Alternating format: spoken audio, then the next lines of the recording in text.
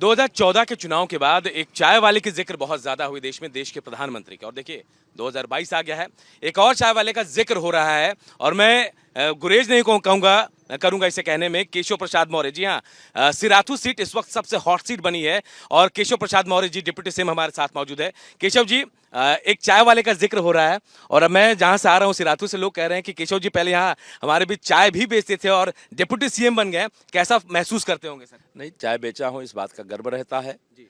और जिन लोगों के द्वारा आपने बातचीत किया होगा उनमें से बहुत सारे लोग होंगे जिनको चाय बना के पिलाया हूँ।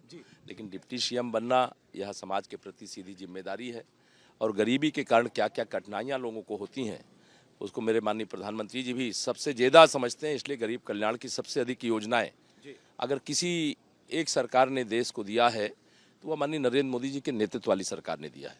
मेरा भाग्य ये है कि मैं उस सेना का सिपाही हूँ जिस सेना के सेनापति ही माननीय श्री नरेंद्र मोदी जी हैं। तो कुछ मिलता जुलता भी है सर? नहीं, मिलना जुलना एक अलग इशू है। ऐसे तो हमारे बहुत बड़ी संख्या में, करोड़ों संख्या है देश के अंदर जो छोटे छोटे चाय या पान की दुकान या अन्य छोटी परचून की दुकान खोल करके उससे अपने परिवार का जीव को उपार्जन करते हैं। हाँ। और सर मैं कहूँ अगर सिराथू में जो हॉट सीट बनी है, लड़ाई किसके बीच है सर? किसके बीच लड़ाई मेरे हिसाब से तो लड़ाई है नहीं है, केवल चुनाव है। चुनाव की औपचारिकता जरूर कर रहे हैं। यहाँ सपा बसपा कांग्रेस इनको यहाँ की जनता ने ही नकारा हुआ है, क्योंकि जब ये सत्ता में होते हैं तब जनता को भूल जाते हैं, लेकिन जब सत्ता से बाहर चले जाते हैं तो लगता है कि सबसे बड़े हमदर्द यही है। सत्ता में हो जाए अगर समाजवादी पार्टी तो वो उस समय तो केवल हर महीने 300 यूनिट बिजली नहीं फ्री देने की जो बात कर रहे हैं, उनके समय बिजली ही नहीं आती थी।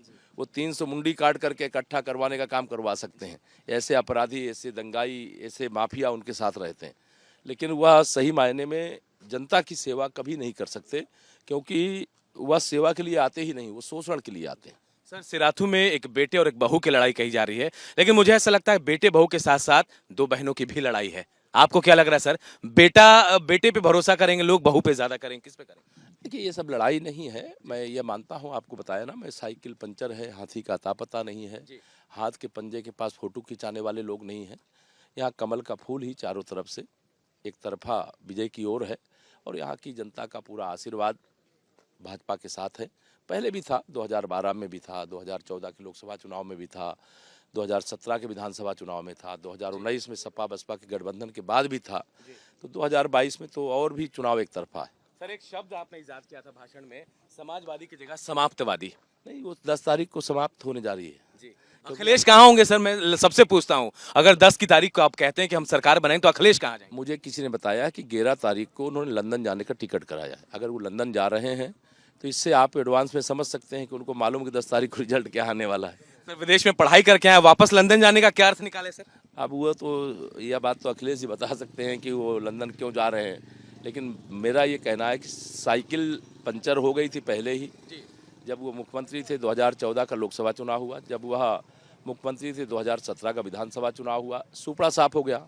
2019 में बुआ से गठबंधन कर लिए, उसके बाद भी सुपड़ा साफ हो गया।